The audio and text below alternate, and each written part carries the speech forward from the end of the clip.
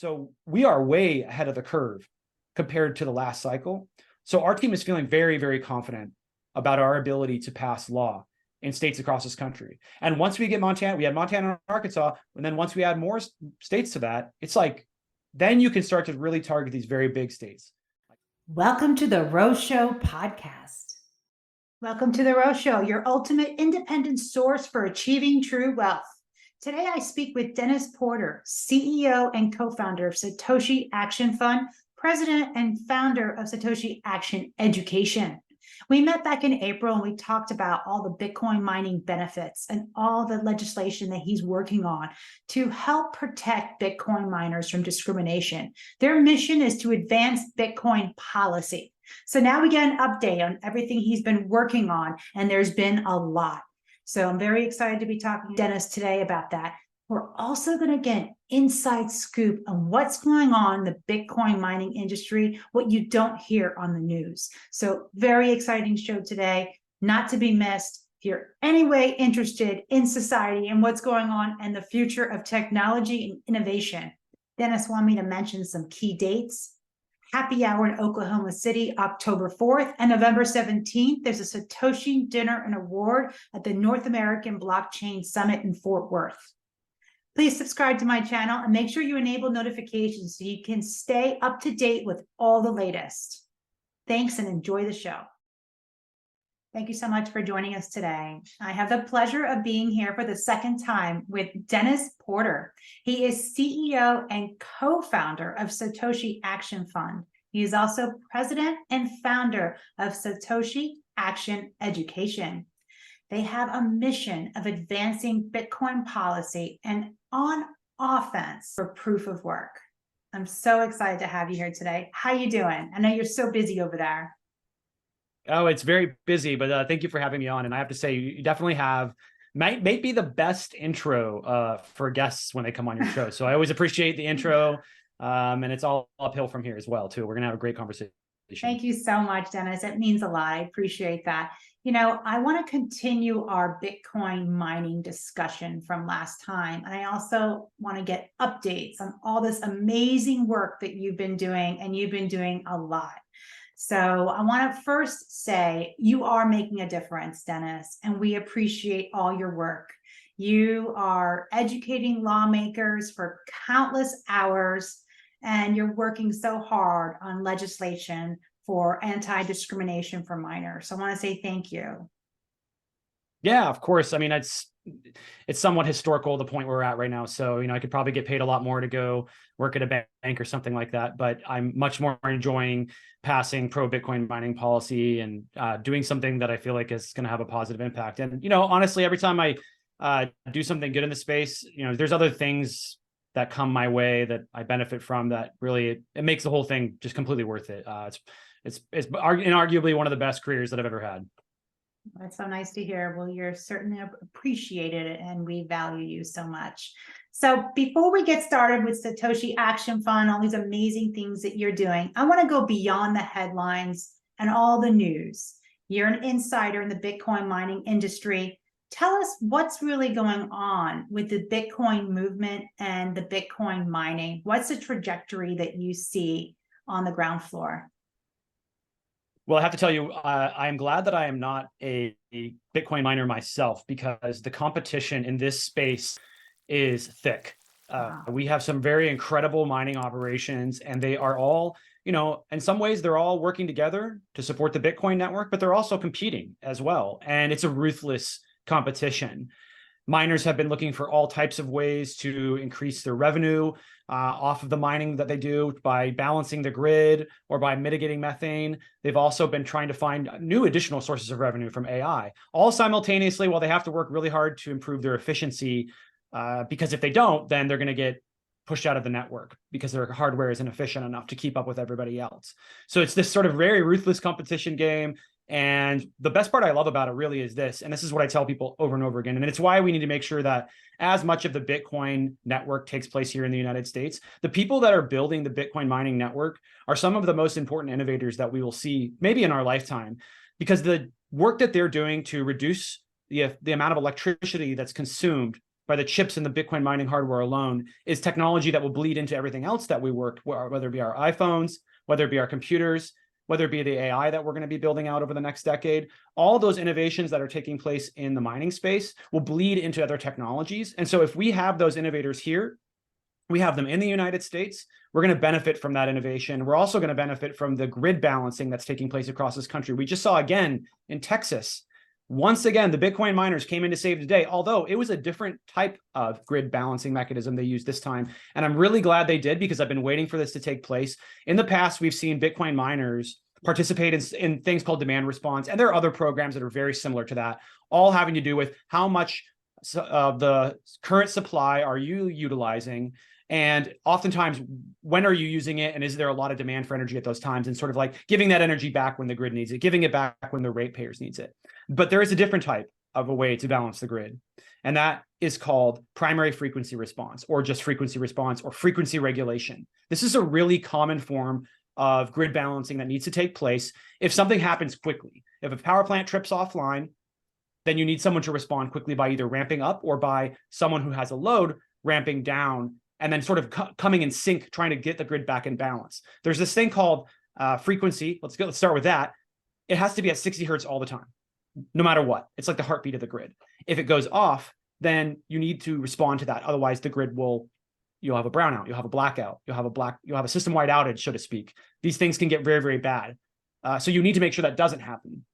So what happens is, in an instance of a Bitcoin miner, is they can come in and they can act as that small little dial to keep the heartbeat in the right direction. And that happened during this Texas power plant that tripped offline. The miners came in and provided support alongside other resources on the grid, but the miners really proved that they can do not only demand response, but they can do frequency response, which is a little technical, but super important for the grid, especially as we build out more renewables. Wow, that's amazing. I know about the demand response, but I was not aware of this frequency response. Thank you so much for sharing that. And that's wonderful. I know you were part of that Texas. There was a bill, I think, last time we spoke in Texas, and I think you were part of helping end the discrimination. Could you tell us about that?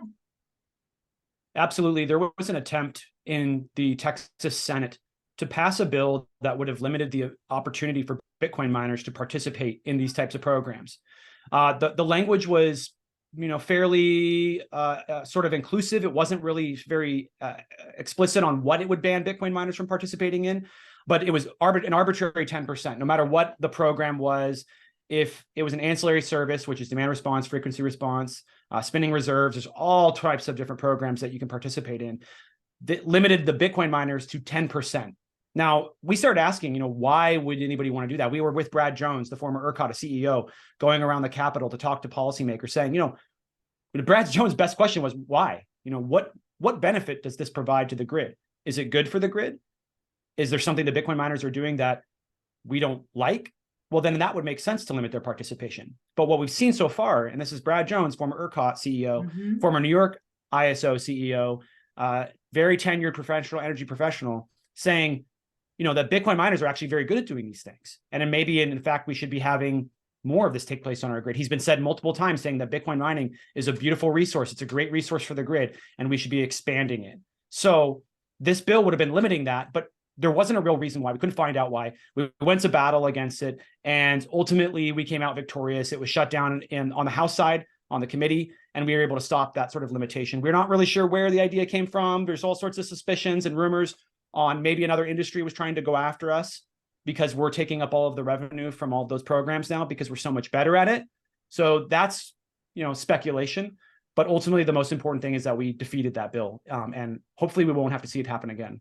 Wow. Congrats to you with Satoshi Action Fund right at the Big center. shout out, though, by the way, but I need to say, before we go to the right in the center, other groups were very critical on this. In fact, if we did not have the Texas Blockchain Council on the ground there, it's likely that this bill would have gone on to survive. The TBC is inarguably, I would have to say, probably the most effective state blockchain council, led by Lee Bratcher. And they were at the core of everything that was taking place, in there with us when we went to rally at the Capitol, and they united with us to defeat this bill. Wow. Well, congrats to all of you. The TBC is an amazing organization. I know you all have an integral part in helping forward the Bitcoin mining, which seems to be so necessary. I want to talk about you. I want you to tell the audience about you, Satoshi Action Fund, your mission, and what you've been up to since we last met in April. Yeah, it's been a wild ride, alongside our work to pass policy, defeat policy. We're working aggressively to educate lawmakers as well.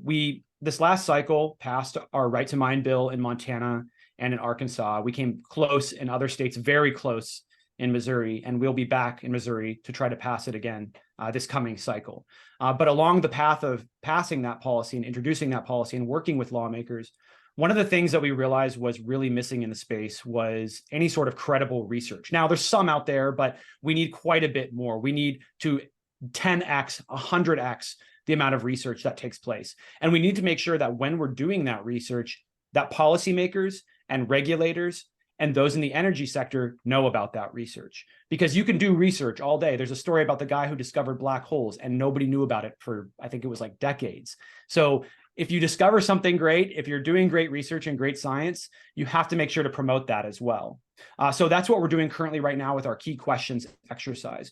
This is an exercise that involves bringing together the policymakers, bringing together those in the policy world that are policy professionals, bringing the energy people in, bringing the academics in, and then also bringing the miners in, so we can all be having a conversation about what are the most important areas of research that we need to cover, and then going and tackling those. And the byproduct of that is once you tackle those issues, which the policymakers have pointed out, it's very likely they're going to be aware of the research that takes place subsequent to that event. So that is a big mission for us. We're working on that project. It's led by Dr. Murray Rudd, who's got 20 years of academic experience. And he's also spent time in the Canadian government and at the UN. And so he is the one guiding that process. He came in with the strategy, and it has been very effective thus far. When we started out, it was like starting a train from a dead stop. And now the train is starting to pick up momentum, and we're starting to get inbound on research. In fact, just over the last couple of months, some really important things happened. We were able to help get a paper across the finish line, Bitcoin's Carbon Footprint Revisited, by Alex and Juan, who are two great researchers out of UCL, University College London. They had done a ton of work on this research paper, got it to a really, really great place, and we came in and were able to help them get it across the finish line. So that was a very big moment for us, because we were able to prove that we can get research through the peer review process and into the journals. And now, after that success, we have another paper coming. I tease it here a little bit. I don't talk too much about it because we're not trying to share too many details, but there's news that we have officially submitted that paper for peer review. It has 5 co-authors on it. 3 of them are well-known names in the space. One of them will absolutely turn heads. And when that paper comes out, I believe we're going to start to see some pretty big shifts in the space in the way that we talk about Bitcoin mining in the energy sector in particular. Wow, that's exciting. I'm so excited for that. Thanks for sharing that little hint there. I think Bitcoin's Carbon Footprint Revisited is a fantastic paper. And it just, it shows us that we need to take a closer look at all the massive benefits that Bitcoin mining brings everyone. And like we've discussed in the past, education and awareness are key. And it's also about spreading that awareness. And that's exactly why we're here today, is to enlighten more people and reach more audiences, and letting them to understand the benefits of Bitcoin mining. And so I want to go right into the Mining Disrupt 2023. You also interviewed Robert F. Kennedy Jr. Tell us about that and that event. Yeah, I mean, that event was really important, I think, to show that this space is not going anywhere and that the miners are going to be growing and thriving. Now, I'll tell you that, of course, no conference right now is as full as it would be during a bull market where, you see Bitcoin going to 60K. There's a lot of folks that are going to be coming in that are really interested in what's taking place. They want to participate in the excitement. But we are in one of the longest bear markets in Bitcoin's history.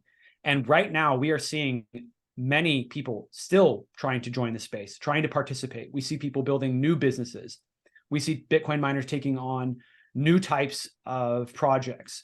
We have miners that are trying to move into the AI space to broaden their computation, the type of computation that they work on. Right now it's SHA-256. for the Bitcoin network, but some miners are testing out to see if it might make sense to have some additional AI, use those graphic cards that nobody needs to use because Ethereum moved away from proof of work to proof of stake. And those graphic cards were previously used for the Ethereum network were sort of like pointless. They lost a lot of value. There's other coins they could mine, but I mean, if you're not mining Bitcoin or Ethereum, that's a pretty big drop off as far as the credibility of those tokens. So a lot of the folks that were mining Ethereum in the past have held on to those graphics cards. So like, well, looks like we're getting into the AI business. Good. I love to see it. I love to see the innovation take place. And you're seeing it take place there. You're seeing it take place in the immersion space as well.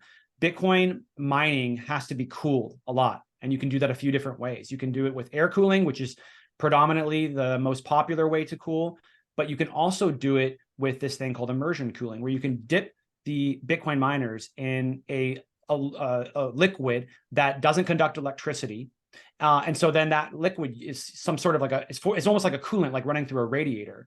And that has been that's existed before Bitcoin existed, before Bitcoin mining existed. This sort of process was around, but nobody cared that ruthlessly. Going back to what I said earlier, nobody was that ruthlessly concerned around efficiency and the protection of their hardware. But because these pieces of hardware are so expensive and so valuable, and reducing your energy consumption through better cooling efficiency makes sense for these guys.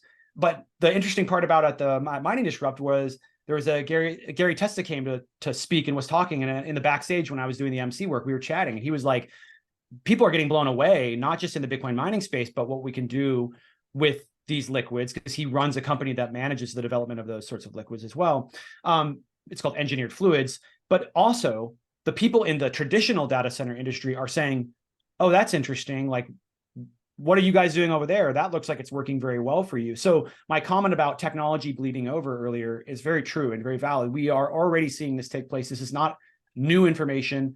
The technology that is being developed in the mining space, because there's a ruthless competition to either reduce efficiency or improve your computation, that is already bleeding over into the data center industry, the traditional data center industry, which is good for everybody, right? Because they're going to use less energy. They're going to be more sustainable.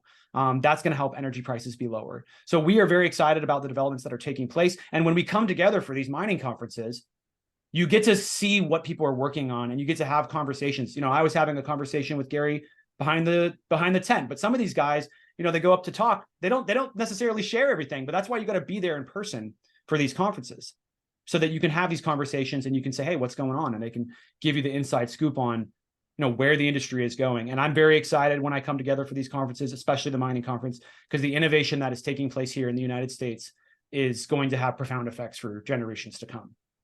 Love that. Thank you so much for sharing the inside scoop. And yes, like we spoke about last time, we want to keep that innovation, that technology here in America. We want to keep Bitcoin mining here, and Bitcoin mining is driving innovation at its core. Amazing stuff. So where is the industry going? You talk backstage to all these people at the largest Bitcoin mining festival. So where is the industry going? Oh, it's going up. We're going to see innovations take place across the space. We're also going to see Bitcoin mining as a technology become much more sustainable. I put a tweet out this morning saying, Bitcoin mining and Bitcoin is like the most ESG technology on the planet. People sort of have opinions about ESG on one side or the other, but at the end of the day, ESG is environmental social governance. What does that mean? Is like, what are you doing good for the environment? What are you doing good for society? And how can you improve governance? Well, there have been all sorts of attempts, which a lot of them I don't agree with, and I think that they're sort of a manipulation of ESG to some extent. They don't really deliver on the promise of creating a better world, which is ultimately the purpose of ESG. But Bitcoin and Bitcoin mining absolutely deliver on that promise. And a lot of that is going to be in the environmental space. We're seeing now that Bloomberg has recently come out. I don't know if you saw the news this morning, Bloomberg saying that Bitcoin is over 50% sustainable, that its sustainability has increased ever since it has left China, and that we believe that it will continue to increase, because it's not just that we as an industry care about those issues. It's also that the economics are actually better. Just so happens that Bitcoin mining is very, very good at mitigating excess wind and solar. Just so happens that Bitcoin mining is very, very good at mitigating stranded methane emissions. And those are things that not a lot of technologies can do. And so the fact that miners can come in and they can use these sources of energy that are either new carbon neutral or carbon negative even is incredible for the space. And that's why I think you're starting to see these movements from BlackRock and many others. As the sustainability of Bitcoin goes up and Bitcoin mining goes up, it sort of becomes this no-brainer technology that you can not only invest in because it's good for the environment, but you can gain a profit doing so. Some people probably don't like that. Some people will not like that you can make a profit off of improving the environment. I can respect and appreciate that. But the fact of the matter is that Bitcoin mining does. And I think that you're going to see the space continue to drive that direction because the economics are there. It's not just because people are pro ESG, which I think many in the space are, but it's because you'll make more money doing it. So it's just sort of like a no-brainer is what I say to people all the time. Sounds like a win-win. I like to say Bitcoin mining is good for the environment and your wallet because there's so many benefits with the environment and money, and it helps taxpayers. And we'll go into that. But I wanted to let the audience know the importance of engaging with the political system and the politicians. That is your mission at Satoshi Action Fund. And why is it so necessary to work with these lawmakers and avoiding discrimination? I mean, to be honest, we should be fortunate that we live in a country where we can engage lawmakers and we can have an impact on the system. Many other countries, I can't say the same is true. In fact, there's the vast majority of the countries around the world, there's no ability to engage in the political system. I mean, here in the United States, you're able to walk up and knock on the door, open the door of your sitting member of Congress. That's an incredible thing. Walk through a security screener, and all of a sudden you're knocking on the door of some of the most powerful people, not only in this country, but in the entire world. That is not a system that exists in many other places. And so I'm just, first of all, thankful that we can do this. But the fact that we can is what makes me bullish, so to speak, about Bitcoin.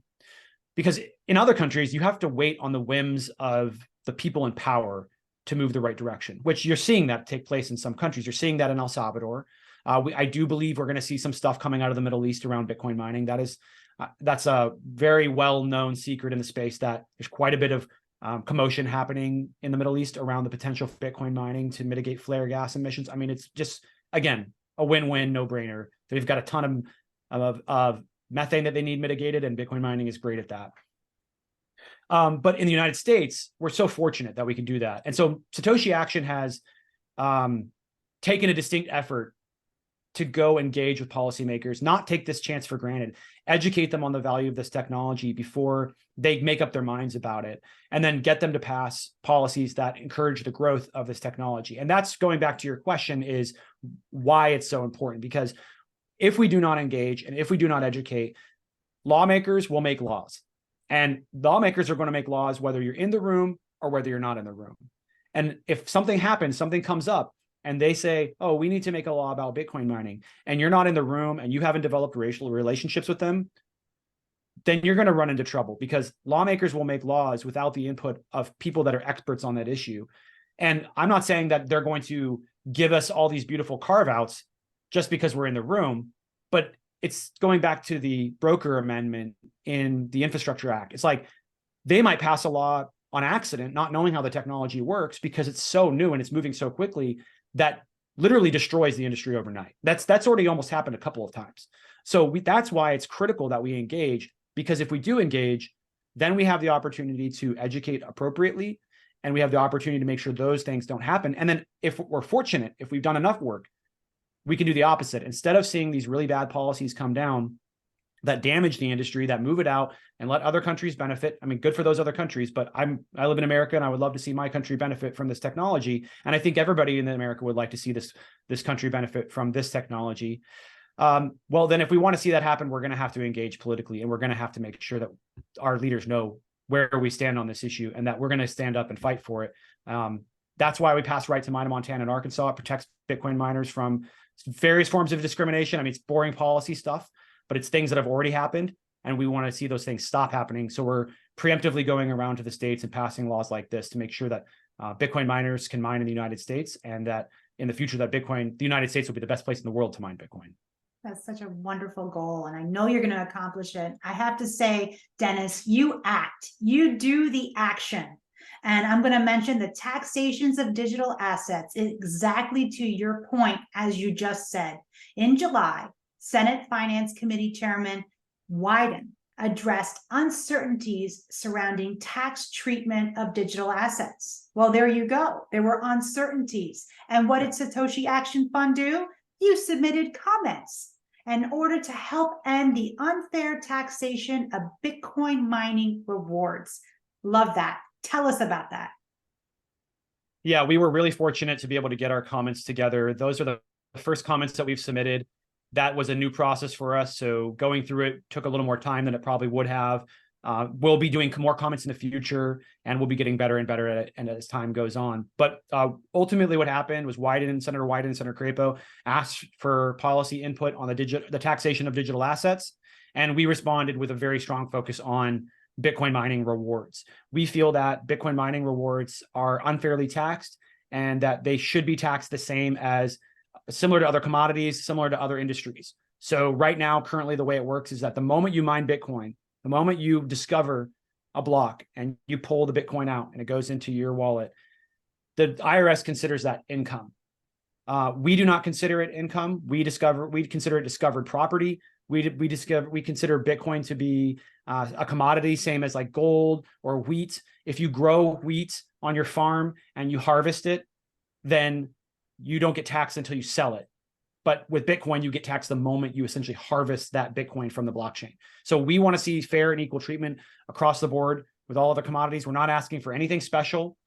We did say that they should include the transactions as part of the commodity, although that could be considered a service for simplicity of tax purposes. But if they were going to tax something as income, that would be the only area that we could see that the Bitcoin rewards that are coming from the block would be in alignment with the current IRS guidance, because transaction fees could be seen as, oh, you're providing a service that could be considered income. That's not discovered Bitcoin. So that we found there was nuance between that and the block reward, which is discovered Bitcoin, which is discovered property. And under current IRS guidance for that, you do not tax at the point that you discover a commodity. You do not get taxed there. You get taxed at the point you sell it. Now, there are all sorts of other tax regimes out there, but we're talking strictly about this specific tax. The income tax is not applied. Oh, thank you for that. Just thank you so much for being there and addressing those uncertainties. And that's most important because there's so much going on. There's so much growth. And it's important that you have someone like you and Satoshi Action Fund right there to help these legislators, help them educate them to understand all of these issues. So thank you for that. I want to talk about your strategy. Last time we met, we talked about how you're working with the state level, and that is so smart. You tend to copy the model of the cannabis industry, and you go for low-hanging fruits. Tell us how that strategy is working out. I'd like you to mention your big wins on states. I know New Hampshire, Arkansas, you had, and Montana, fantastic news over there. Tell us what you're working on right now.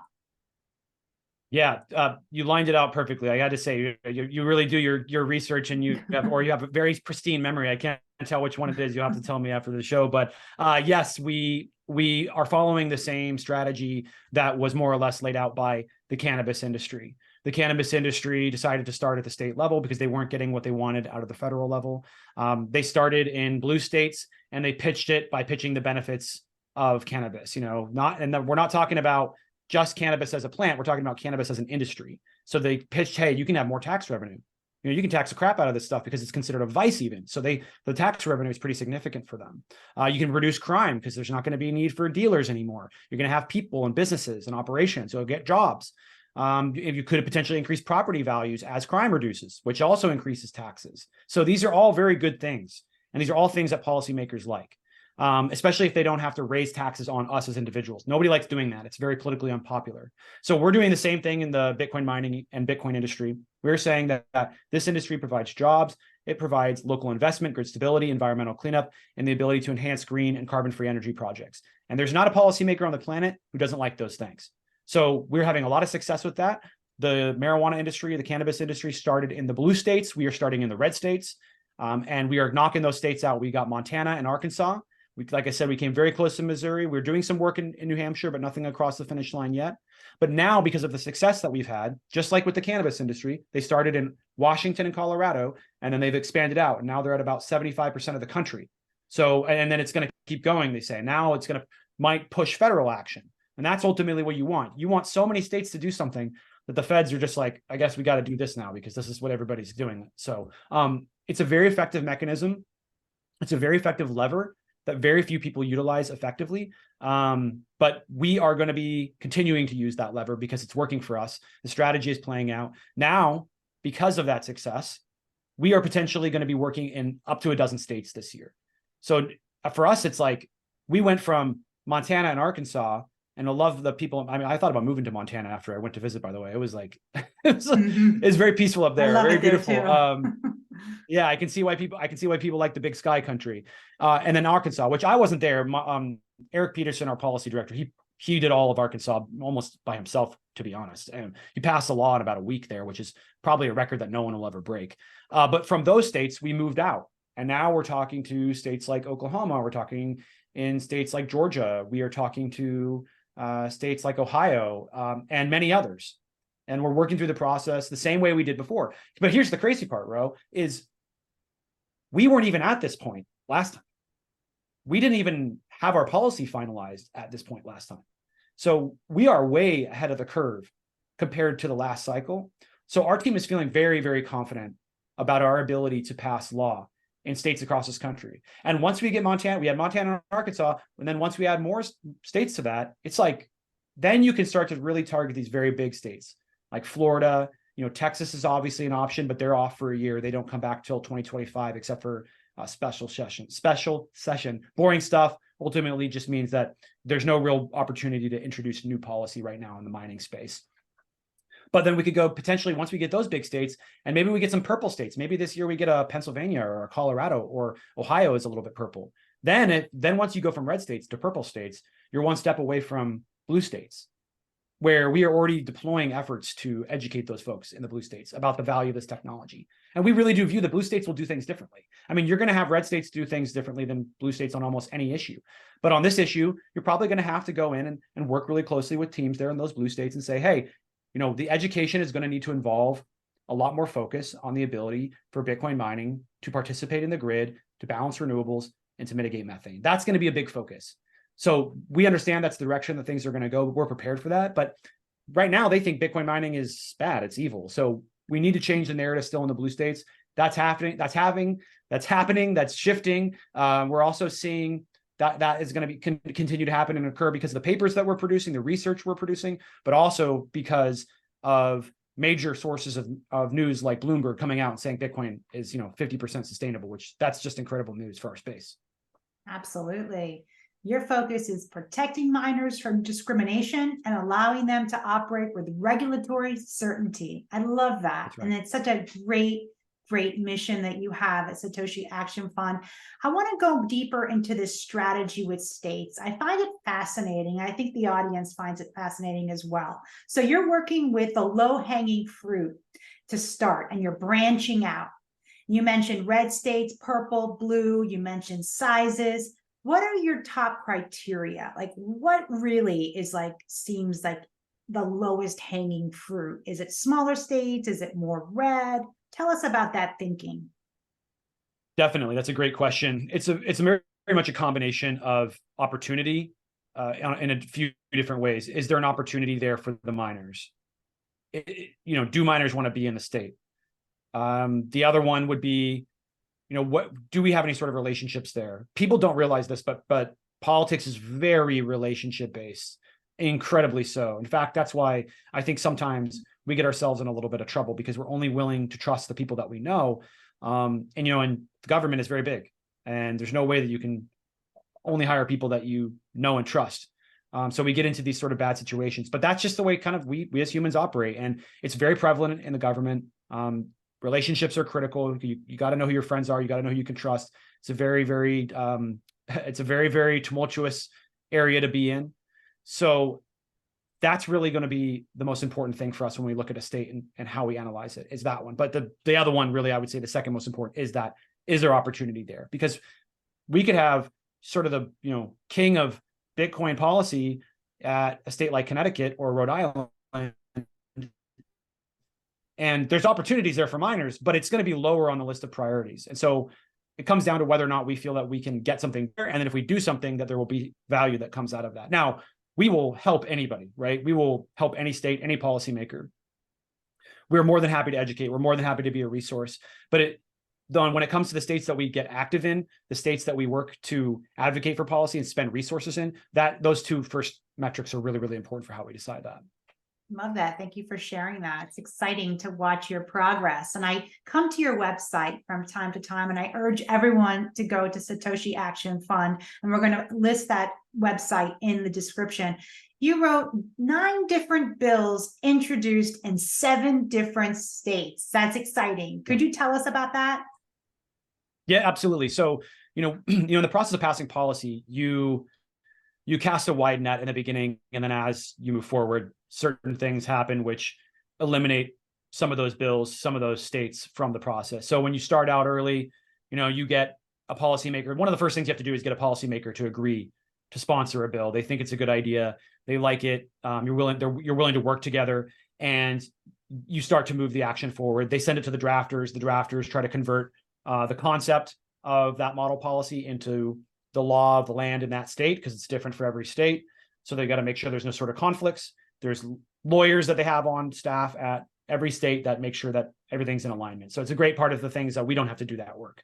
Then from there, you go to committee. You try to get it into committee, you try to get a hearing, and you try to get it voted out of committee, that's a good thing. Voted out is a good thing. And then you go to the House or Senate floor and you vote it through the process that way. And then you repeat it on the other side. Well, that's a lot of steps. There's a lot of things that could go wrong. If you miss a deadline, you don't get voted out of committee, don't get voted out of the House, don't get voted out of the Senate, you don't get a hearing. And maybe after you go from the House to the Senate, you don't get a hearing. That's how a bill can die very easily. In fact, that's how the bill died in Texas. The anti-Bitcoin mining bill died in Texas. It started in the Senate and they could never get a hearing in the House. So a lot of things can go wrong. So we started with 9 bills. So that means in 7 states, some states had multiple bills. And then from there, as we move forward, we lost some of those states along the way. And that will happen again this next cycle. We have the opportunity to work in 12 states. It's very unlikely that we pass law in 12 states. I mean, that's just, to be honest, that would be nearly impossible. If it does happen, then I hope I get an award or something. Or we deserve an award as the most effective new organization in Bitcoin's history. So then, but we should also be excited. That's a lot of states to potentially be working in, because then you move down the chain with those states. So our goal is to pass law in 6 states this year.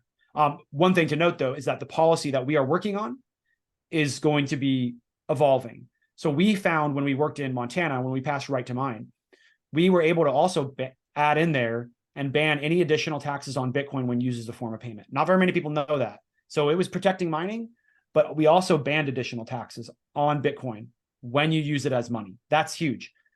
We learned from that experience that we can add good things into this bill and grow it, and then also expand our coalition.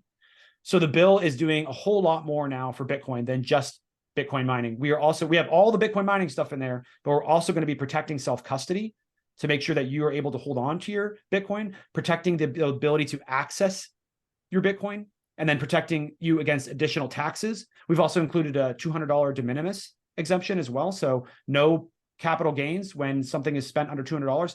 These are all things that are very, very good for Bitcoin and Bitcoin mining. And then on top of that, we also added an area that protects node runners. So we're protecting Lightning node runners. We're protecting the base layer node runners. And we're doing it in a tech neutral and tech agnostic way. So anybody that cares about digital assets should care about this policy passing. And that's very, very good also for Bitcoin miners, because Bitcoin mining is at the core, and they're getting everything that they want and everything that they need. And then we're also adding in other people that will come in and say, hey, oh, we like that the node runners are protected. We like that the Lightning node is protected. We like the $200 de minimis. We are going to support this bill as well. So now our coalition is expanding. So not only are we expanding in the states that we're operating in, we're expanding in the groups within the industry, within the digital asset ecosystem that support our policy as well. That means that there's something for everybody in a space, not just for the Bitcoin miners, even though that's the biggest chunk of it. There is something for people across the wide variety of whatever you want to say, digital assets, Bitcoin, crypto. There's something there, because the most important part about the policy is that we made it tech neutral, tech agnostic, which policymakers love tech neutral policy. It's very, very important. You'll see it even with the Lummis bill, very tech neutral. She's hyper Bitcoin focused. That's at the core of what she's doing in the Senate in the US. But she has to make it tech neutral to broaden and increase the expansion of the coalition so the law can pass. And now we are taking that same strategy and doing it at the state level. So we're very excited about this coming legislative cycle. We're expanding across the country and much faster than I thought we would. And we are expanding the coalition of support. So the odds of our bills passing are higher, even though we're moving into more difficult states. Love that. Amazing. This is sounds like a sound strategy to me.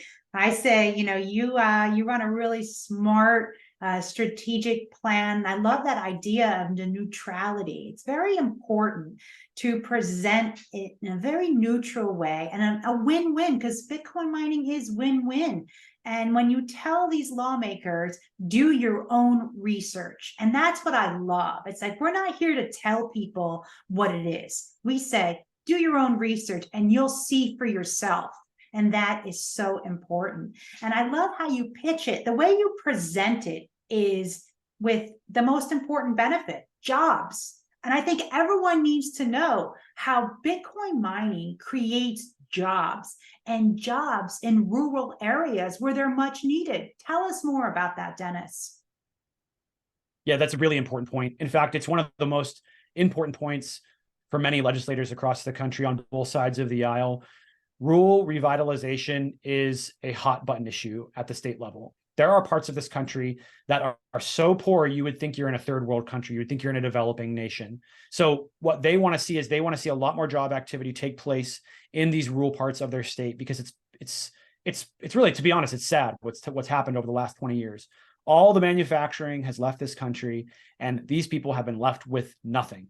So when these miners move in and they provide jobs to the local community, that is seen as just like almost better than anything else they're doing. I mean, we've got all the grid balancing, we've got all the environmental issues that Bitcoin helps to improve, but Bitcoin mining is also helping to improve the lives of individuals within the areas surrounding, oftentimes, these very rural Bitcoin mining facilities.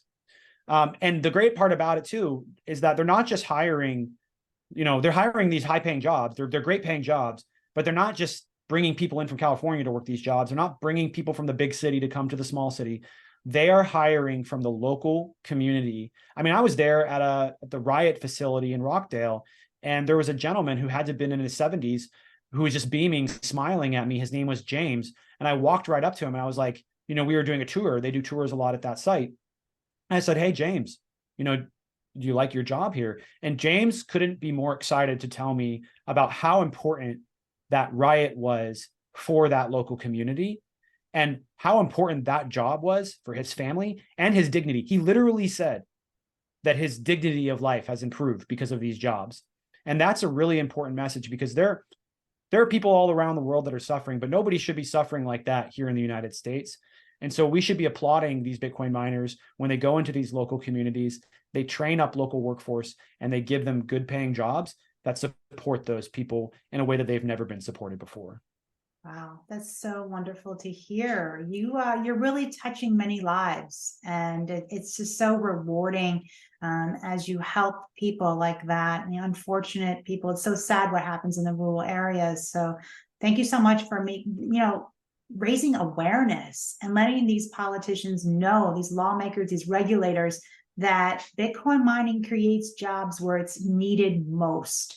And so wonderful. Thank you so much. I want to talk more about the economic benefits of Bitcoin mining, and not only for people in rural areas, but for everyone. It helps reduce the cost of electricity for taxpayers. Tell us about that. That's a really good, important point about Bitcoin mining. And this gets very technical. I am not a technical person, so I apologize if any of just give us an overview. Yeah, I apologize if any of my true energy professionals are watching. It's got its own language, to be honest. The energy world is totally on its own language. And in fact, some people use different languages in different parts of the country, because everywhere you go, not just in the United States, across the whole world, energy systems are two things. They are extremely complex, and then they are very different. So the systems, the regulations they use, totally different. Even here in the North America, I mentioned earlier, 60 hertz. Well, in Europe, it's 50 hertz. So it's like a totally different, they don't even use the same, they don't even have it on the same heartbeat. So vastly different everywhere you go. And gets very technical, but the basics are this. If you have an energy asset, let's say it is a big nuclear plant. I like nuclear. It's carbon free. It's great base load. And you can produce enough energy for 100 homes. But you only have, let's say, 80 homes that are in the neighborhood that are buying up the power. Well, the way the economics work for that energy asset is that all those homes, they have to share equally the cost of producing that energy. So if you have 80 homes that are paying for 100 homes, each person, it costs a little bit more for them to have energy delivered to their house. The other issue that we face in the energy world, and this is an important caveat, and I promise try to not get too technical here. You can't really ever truly fill up that 100, because if you do, there will be periods when there's not enough energy available. Let's say you got a hot day, all the AC is on. That's the most common one that happened in Texas recently. Or let's say you have a cold day and everybody wants to turn their heaters on, so the energy peaks. Well, if there's not enough energy from that nuclear site, then the grid would collapse. So you have to find other ways to bring the energy in. You have to import it. You have to build additional infrastructure. It's all very expensive. So the really interesting thing about Bitcoin mining is that it can come in. Let's say you got those 80 homes, you got 20 spots left for the nuclear site. The Bitcoin miners can come in and fill 100% of that up, so that now you're at 100% cap. You're at essentially 100 homes of power. And then what is happening now is that everyone's equally sharing that energy cost. Now it's broadened across 100 homes, sort of assuming that the Bitcoin miner are taking up 20 of those spots. But also simultaneously, when there is a peak day, again, like Texas, we love Texas because they provide us so many great examples of how good Bitcoin mining is for the grid. So we hope to find more examples soon, but they really truly are the champions of proving this technology. When another hot day comes through, you're at 100. Well, instead of importing the power or building an additional infrastructure like peaker plants, you just ask the Bitcoin miner to shut off their power for a little bit. That is critical. So now you are monetizing all the excess energy, and then you're eliminating the need for additional infrastructure, which means that when there's no more infrastructure, when you reduce the infrastructure costs, that's reduced costs for ratepayers. So all those things that I mentioned, hopefully I made it all make sense. Again, it's hard to not get technical, and I'm also not good at getting technical with it. The energy or costs are driven down for everybody. So now if you bring more Bitcoin mining into wherever you live, hopefully they have the proper regulatory framework like Texas does. That's some of the work that we are focused on trying to deliver. When you want Bitcoin miners to come in, because they're providing real jobs, they're providing economic opportunity, they're balancing the grid, reducing your energy costs, they're enhancing renewables, and we haven't even gotten into the methane mitigation yet, where the Bitcoin miners can go in and they can mitigate methane from landfills, from orphaned oil wells, you name it, and they can drive down the emissions of your state and do it in a way where they're profiting on top of it. So they're going to keep doing it and doing it and doing it. Wow. Sounds like a true win-win-win across the board. Bitcoin mining needs like constant energy, so it can purchase that energy. You can monetize that wasted energy. Love that point. And then it provides stability to handle the spikes and the rolling blackouts. And I'm going to mention another great state, California. California has rolling blackouts, and it's unfortunate what they have, many issues they have there. So it seems that Bitcoin mining can help them out and make it more seamless and provide stability to the grid. Do you think that the miners could potentially be the power companies of tomorrow? It's definitely something people have talked about for a long time. I think in some ways, we do see that taking place with certain companies. They are generating, for sure, certainly. And in the case of the methane emissions, generally, almost every single time, I don't know of one that's not, but I'm sure someone out there has some sort of different deal set up, but almost every time they are generating their own power. So Bitcoin miners are generating their own power anytime they're mining off of methane. Now, when you move over to the traditional energy sector, I think you will see that happen first, most likely with wind and solar. The wind and solar are cheaper, so a miner could purchase their own energy assets, and it would reduce costs.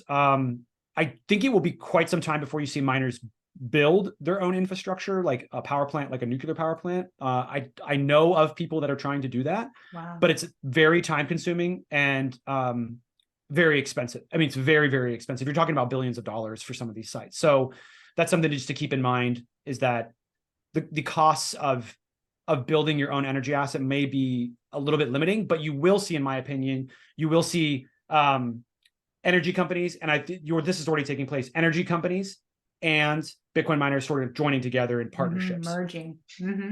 Absolutely. We see that occurring. And, as technology advances, costs can come down, and who knows, maybe in 10, 15 years, 20 years, if we watch this video again, we'd be like, hey, here's a Bitcoin mining company that's a power company. We never know, but that's exciting stuff that's to come. Regarding the environment, I want to just mention, so everyone knows, the importance of how Bitcoin mining cleans up orphan oil wells and the methane emissions. It helps cut that as well. Could you just non-technically tell the audience how Bitcoin mining does that? Yeah, it's a very simple process. It's much easier to explain than the electrical generation and how you can reduce energy costs through electrical infrastructure. Methane mitigation, super, super simple. You have a well that was dug into the ground, and when they go to dig for oil, there's gas that comes out, and it's called methane, or also called natural gas. So when that comes out, most producers, what they do, because they have to mitigate that methane, because methane is much more potent than CO2. So they want to mitigate it, and they do that by burning it off, and it converts it to CO2. Might seem crazy, but it's better than letting it escape into the atmosphere. In the case of an orphan oil well, that well has been abandoned. It is left open, and oftentimes the methane is not being mitigated, which means that it's going straight up into the air unabated. And that's a very big problem, as a very potent greenhouse gas that we need to be stopping. So what you can do instead of that, instead of just letting the methane go into the air unabated, is you can have a Bitcoin miner come in, set up shop, they'll capture that methane. There's a whole process for that. And then they will run it through a generator on site, and they will turn that methane, which is a combustible gas, it's flammable, so you can use it as fuel. They'll use it to power the generator, and then the generator will create electricity to mine Bitcoin. Obviously, you plug the Bitcoin miners into the electricity. So much, much more simple than everything else out there, but a really important feature. And Satoshi Action actually has policy around how to expand that type of operation. We are trying to pass that policy. We started with it last cycle. It's much more complex than the right to mine bill, so it's a little more difficult to pass. So we are going to probably be able to get our first chance at passing it this coming cycle. We tried last year. It was just way too much work. So now we're really close to getting it done, or I should say much closer to getting it done and getting a shot at it this coming cycle in 2024. Wow. Amazing. Exciting to watch that for sure. Thank you so much for sharing that. And Dennis, you have a way of simplifying complex topics, and you are the ideal person, in my opinion, to address these lawmakers and present this amazing information. So thank you so much for simplifying it for us. Thank you. Thank you. You're welcome.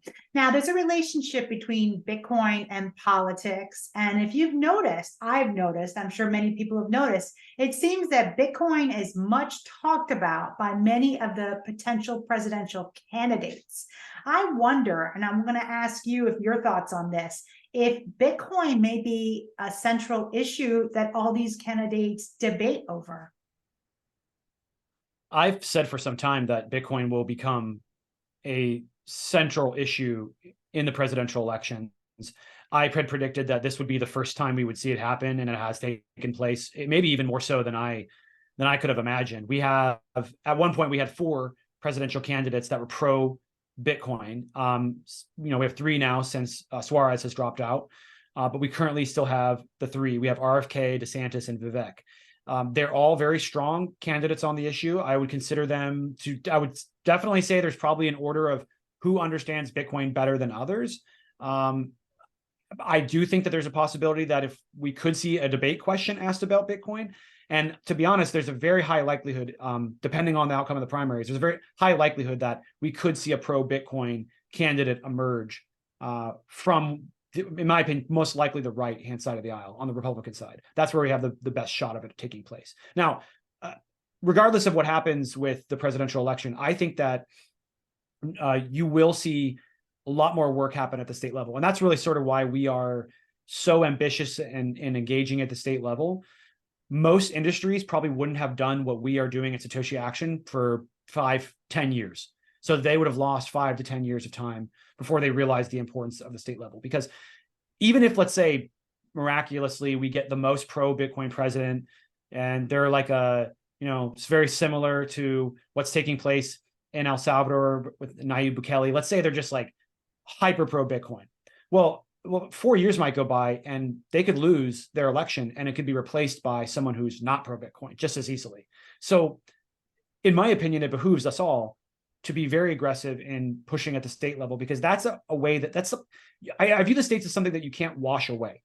You can't just, go to another election and all of a sudden all the states are turned a different direction. That's very, very uncommon, very, very rare, especially on something like this, on this issue. So if we are able to work it through the state level, no matter what happens with the presidential election, we will be in a better place. And that's really at the core of what Satoshi Action does. And that's why our supporters that range from individuals, which are to be oftentimes are our largest donors, to Bitcoin mining corporations, people that care a lot about Bitcoin, people that care a lot about proof of work. That's why we're seeing a broad ranging support for our organization. And I think we're going to continue to see that support as people see our strategy continues to play out. Wow. Thank you so much for sharing that. Yeah, I always believe working bottom up. I remember when I was in high school many years ago, there was a bumper sticker that said, think globally, act locally. And it always starts at the local level and it works its way up. And so smart of you to know that and to be working with those low-hanging fruits. I love that term, by the way. It stuck in my mind from last time we met. I thought that was a great strategy. So what are your thoughts on Bitcoin? Now we're in the longest bear market ever. And, what are your thoughts on the mass adoption that's going on behind the scenes? Seems like there's a lot of acquisition, a lot of buying going on. We hear that news all the time. And what are your thoughts on its adoption as a global reserve asset and alternative currency? I think we're on the same path as the internet. The Bitcoin is a protocol just like the internet, and it takes time to grow, and it takes time for layers to be built on top. With the internet, we had layers built on top. We had Web 1, Web 2. People are talking about Web 3. That's not my expertise. That's not something that I delve into, but you're going to see that same trajectory take place with Bitcoin. You're going to see what I would, Bitcoin when it launched was Bitcoin, zero almost. Like it really couldn't do anything. And now we got to Bitcoin 1, and I think we're going to see over the next 5 to 10 years, we're going to transition into, Bitcoin 2.0, so to speak, where you start to see the ease of use skyrocket. You start to see the adoption skyrocket, and you start to see, very large industries, very large institutions adopt Bitcoin. We're already seeing BlackRock do that when with trying to launch this ETF. They are the largest asset holder on the entire planet. So them moving in is going to be big for adoption. And yeah, we're just going to see more of that take place. And I'm very excited for the future of Bitcoin. Ever since I found the technology, I've never doubted that it was going to have a radical impact on society. And it's up to us just to see how big of an impact it can have. Absolutely agree there. I think it's just a matter of time. So I want to ask you, are you concerned? Should we all be concerned about CBDCs? Do you think they're really coming, or is it just something that people are overblowing right now? Yeah, I've been very consistent on CBDCs. I believe that they're perfectly acceptable for central banks to use when they convert, or when they transact between other central banks. I think you will see more of that take place. I think you will see it move beyond that a little bit. I'm sort of hesitant towards how much they expand outside of that scope. I get concerned about having a central bank digital currency that is used to replace the dollar. Now, there may be other countries where there's sort of a very big problem economically, and the currency has collapsed. That might make sense for someone who has the ability to, in that position, those central banks, to move in with a CBDC. But at no point in time would I ever consider it to be a good idea to replace the dollar, to replace the pound, to replace the euro with a CBDC that is consumed by the average participant. I just think that is it's a dangerous tightrope, because you can fall into what it would be sort of like turnkey authoritarianism with CBDCs, and we have to be very cautious with this technology. So although I like the potential for obviously the much cheaper transactions, quicker clearing times for banks, I think that they are very attracted to that. I'm highly hesitant to, show any sort of support for them, because I do not want to see a world where they become, mass adopted across the planet, and they can be used in ways to limit our freedoms and our privacy. Thank you so much for your valuable insight. Well said, Dennis. So I want to end with this. What's next in your plan for Satoshi Action Fund and Satoshi Action Education? And what can people do to help in this great mission? Yeah, thank you for asking, and thank you again for having me on the show. The next steps for Satoshi Action is we are going to be deploying we've deployed that paper, so it's going through the peer review process as we speak, and we hope to have that paper out within a month. That would be very, very big news for the space. We're very much looking forward to that. And for anybody that's interested in investing in this type of research, we've had some great partners come along, and we are just getting started and showing what we can do, but we're hoping to find more partners to come along to be able to support the great research that's coming out of Satoshi Action Education, which is a 501c3. We officially received our C3 status, so you can get a tax break as well for donating to that organization. And then on the other side, on the policy side, we're going to be working hard to pass pro-Bitcoin policy in up to a dozen states. And, the sky is the limit, again, sort of with resource dependent. We're a small, very lean organization. Everybody that's working here could be making a lot more doing something else, but they care a lot about the mission, and they care a lot about making sure the United States heads the right direction on Bitcoin and digital assets. So all the money that goes to the organization, 100% of that goes to fighting for our mission and making sure that we advance good policy that protects Bitcoin, that protects Bitcoin mining. So if you like the strategy of going to the States and you want to get involved and help us, you can do that, or you can show up to one of our events. We throw events all the time that help us raise money. We're doing an event in Oklahoma on October 4th after we have an energy hearing there in the Senate. We're going to have a networking happy hour opportunity. So Lee Bratcher will be there with us. He'll be joining us. Also the CEO of Foreman, Dan Lawrence, as well as one of our board members, Matthew Carson, will be with us. And we're also going to be bringing in some other elected officials and regulators. So the Deputy Attorney General of Oklahoma will be joining us, and we hope to get some other policymakers there as well. But going to be a great event. The Oklahoma, there's so many now. Oklahoma Blockchain Council is going to be helping to come in and support us as well. I brought up Ohio because I'm immediately after I fly from there, I'm flying straight to Ohio to go help out the Ohio Blockchain Council to support their Amplify event as well, which will be a great event in Ohio. If you're there, you should go visit. And then lastly, we're very busy. In November, we have our big dinner. It's our Satoshi Dinner and Awards.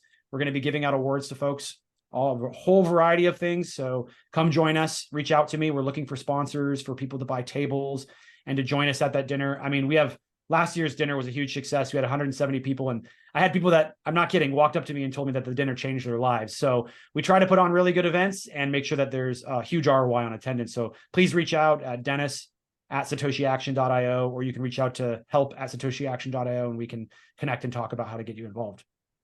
Thank you so much for all of that. Well, you're certainly changing lives. You're elevating society here in America, much needed technology here in the United States. Thank you so much, Dennis. And thank you for meeting with us again, letting us know updates on your progress. And we look forward to meeting again, maybe early 2024, about any more updates in your progress. And we'll be watching very closely. And I will post your website for the audience in the description so they can come check you out.